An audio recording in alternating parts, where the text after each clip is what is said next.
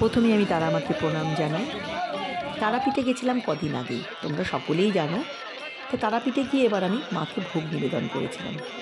তোমরা অনেকেই ভোগ নিবেদন করো, তা এবার ভোগ নিবেদনটা কোনো বড় কথা নয়। এই যে ভোগ আমরা মানে মাকে দিয়েছিলাম, সেই ভোগের কিছুটা অংশ আমরা গরিব দুঃখীদের মধ্যে দান করে দিয়েছিলাম। কারণ এটা আমাদের ঠাকুরমশাই বলেছিলেন যে যদি আপনাদের এই ভোগের থেকে কিছুটা অংশ অন্তত 5-6 জনকে খাওয়াতে পারেন, দেখবেন পরম তৃপ্তি পাবেন। সত্যি বন্ধুরা, আমি যে কী তৃপ্তিটা পেয়েছিলাম। মানব সেবা করলে যে ঈশ্বরকে পাওয়া যায়, আমি তারাপীঠে গিয়ে এইবার বুঝেছিলাম। এই জন্য এই ভিডিওটা তোমাদের কাছে শেয়ার করলাম, আমার তৃপ্তি পাওয়ার ভিডিও। তোমরা দেখো, তোমাদেরও ভালো লাগবে। জয় মা তারা। সবাইকে ভালো রাখো, সুস্থ রাখো।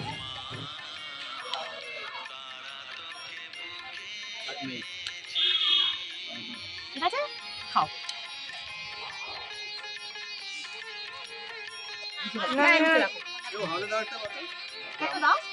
আমি সবাইকে একসাথে দেবো। কথা বলতে শিখিস না নাকি? হ্যাঁ, আচ্ছা এখানে মাছ নেবো। এটা মায়ের ভোগ বড়। হ্যাঁ, সব মায়ের মাছটাই আই কই আছে। ওই উড়ে গেল বাবা। এ না না, চাটনি নেবে না? চাটনি নেবে না? দেন দেন বাবা। খাও খাও। ঈশ্বর বলে একটা জিনিস আছে, ঈশ্বর বলে একটা জিনিস আছে, বুঝতে পারলে?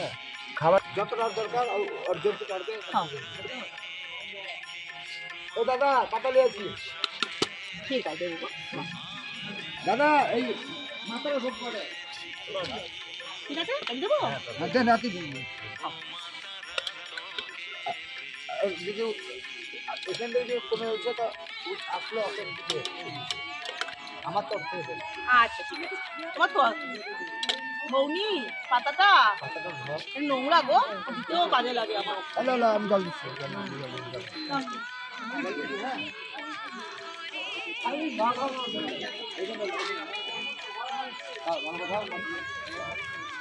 মায়ের ভোগ হবে।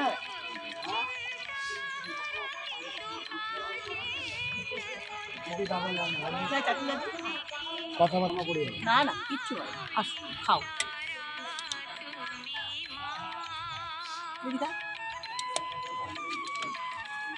আর যদি লাগে লোকে তো দেবেন। এ রঞ্জিত করলে এরকম আমি ভাত খেয়েছি আপনি খেলে না? পায়েস দিয়েছি, পায়েস দেবো।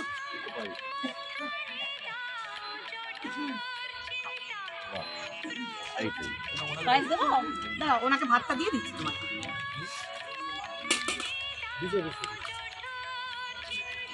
দাদা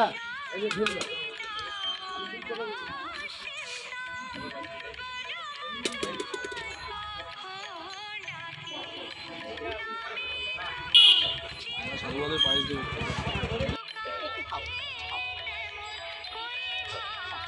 তুমি খাবা একটু পায়েস? আচ্ছা ঠিক আছে, খাও।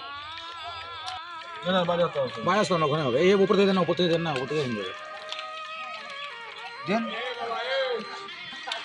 জলের বোতল কিসে নিবে? এ খাবারটা কখন এই খেলো? এ খাবার খেয়ে তোমার কাছ থেকে পায়েস? আরে আমি খেয়েছি বাবা।